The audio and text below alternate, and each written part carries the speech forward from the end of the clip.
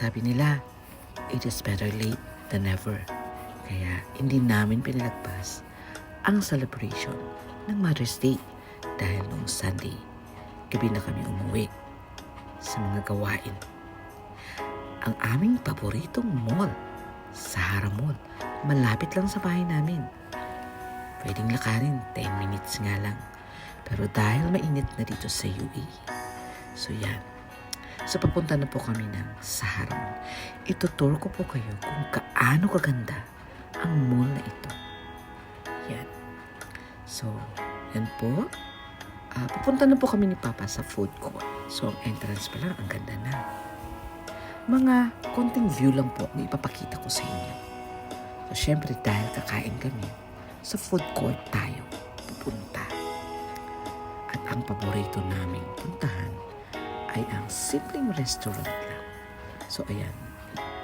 Ayan po ang itsura ng food court ng Sahara Mall. May mga playground din po dyan.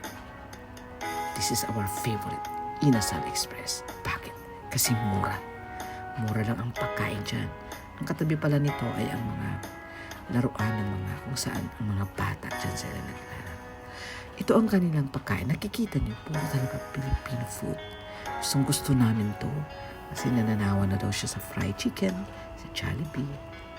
O diba, pagkain Pinoy talaga. At 2 ulam, 1 rice, 21 dirhams lang siya. Meron din silang kwek-kwek, meron silang halo-halo. Pero hindi na kami kumain yan kasi nagpapawas sa tamis. So ayan na po. At namimili na kami ng aming kakainin. So 2 lang po ang aking sabi ko nga, combo.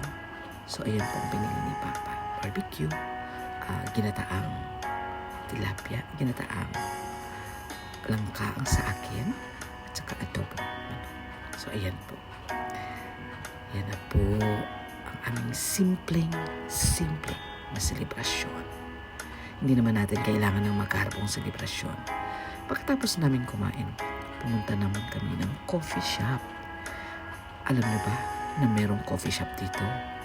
Yung Katrina, napakamura lang po ng kape. So, madadaanan nyo dyan ang sinihan. Yan po. O diba ang ganda ng Sahara Mall? Sobrang linis. At saka napakaganda ng pagkagawa. Maaliwalas.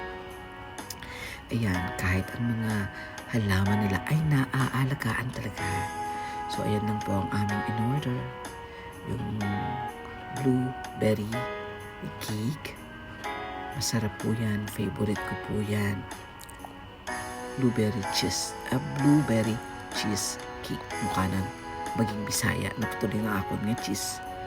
And then, dyan na lang po nila nilagay ang coffee kasi wala na silang available na cups. Pero alam mo ba, ang kanilang coffee, 650 dirhams lang. O diba? So, ayan. I hope na-enjoy niyo po ang aking vlog. Happy Mother's Day ulit sa mga mothers. God bless everyone.